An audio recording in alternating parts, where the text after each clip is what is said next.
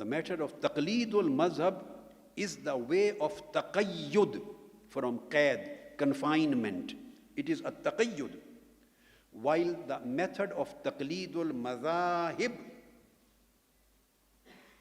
is the way of tawassu, expansion, which leads to flexibility. We shall have to adopt the method of flexibility, method of expansion, method of tawassu instead of method of taqayyud in Islamic banking. Here I would like, after giving this proposal, somebody may think where this specific term or idea I have inferred from.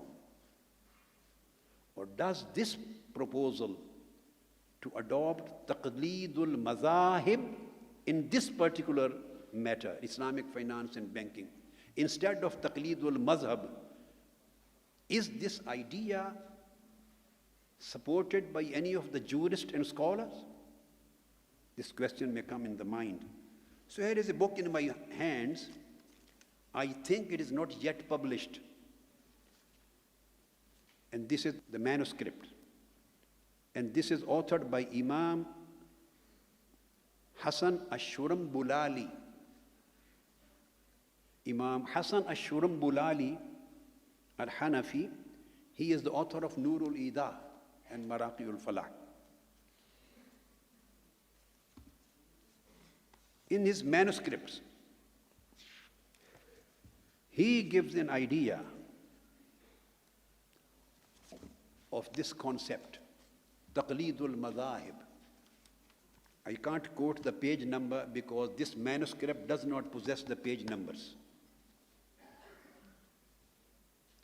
I hope his other works are being published this year. When I was in Saudi Arabia and Egypt, Cairo, I was told that all his rasail, Ash-Shurambulaliya, are being published this year. He has quoted Imam Royani. So this is not a very new idea, not a new idea. He has quoted Imam Royani, one of the great ancient jurists of his time. He says, قال الرؤياني يجوز تقليد المذاهب والانتقال إليها بثلاث شروط. The whole book is written on taqleedul mazhab.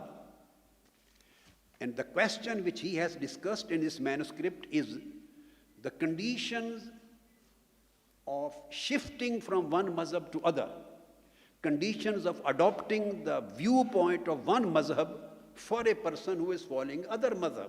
The whole book, Al-Iqdul Farid, this book, Al-Iqdul Farid, the book is written on this particular subject. But later he mentions that there is an idea of the whole. He sums up the whole discussion by saying, this is taqleedul madhahib.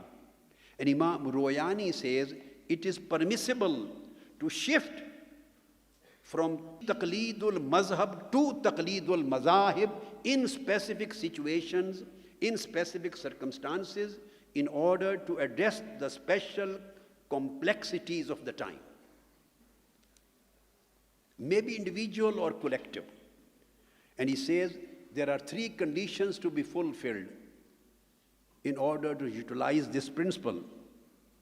The one is when you want to shift from one mazhab to other, or al-intiqal ila taqleed al-mazahib, to taqleed of other mazahib, the first thing should that this verdict or this decision should not be against the categorical ijma of ummah.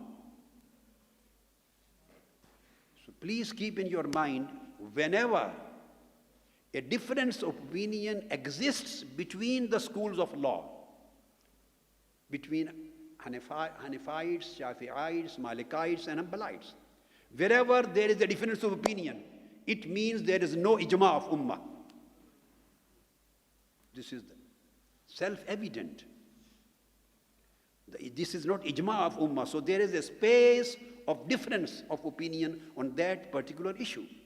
And every particular imam and jurist and mazhab possesses its own evidences and dalail from the same source, and that is Quran and Sunnah. It shouldn't be against ijma, of course, it's very clear. Second, he says that he should keep in the mind while shifting from one mazhab to other mazahib, that you have to believe or you have to conceive that the mazhab or the imam or jurist whose opinion he is shifting to, he has received the traditions or ahadith or akhbar of Holy Prophet and Sahaba and their followers, which were possibly not available to that imam whom I am following now. And the third, by shifting to other madhahib, he should not follow exemptions in order to avoid the commandments of Sharia. No, he should adopt the principle of tawassu', the facility which Almighty Allah wants to provide every single human being through His divine commandments. And I will quote, inshallah, some other evidences also while we go forward. So this is one of the basic things. The same discussion has been come to my study by Allama Shaykh Abdul Hayy al-Muhaddis al-Faqih al-Farangi Mahalli al-Lakhnawi. And he is a grand teacher of my father, my great-grand teacher, Shaykh Abdul Hayy al-Lakhnawi, Abul Hasanat. In his Majmu' al-Fatawa, he has supported the same idea, answering a particular question.